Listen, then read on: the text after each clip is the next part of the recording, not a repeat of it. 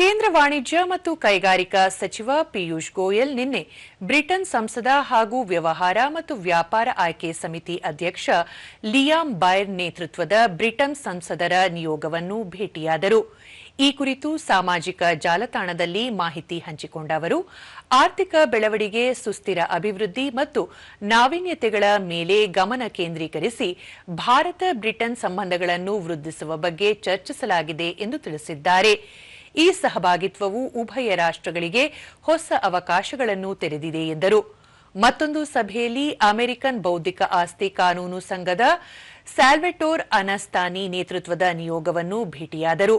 ಭಾರತದ ಬೌದ್ಧಿಕ ಆಸ್ತಿ ಕಾಯ್ದೆಗಳನ್ನು ಸುಧಾರಿಸುವುದು, ಜಾಗತಿಕ ನಿಯಮಗಳೊಂದಿಗೆ ಸಮನ್ವಯ ಸಾಧಿಸುವುದು, ನಾವೀನ್ಯತೆಯನ್ನು ಉತ್ತೇಜಿಸುವುದು ಮತ್ತು ದೇಶದ ಜಾಗತಿಕ ಸ್ಪರ್ಧಾತ್ಮಕತೆಯನ್ನು ಮತ್ತಷ್ಟು ಬಲಪಡಿಸಲು ಸುಲಭ ವ್ಯವಹಾರಕ್ಕೆ ಒತ್ತು ನೀಡುವ ಕುರಿತು ಚರ್ಚಿಸಲಾಗಿದೆ ಎಂದು ಅವರು ಹೇಳಿದರು.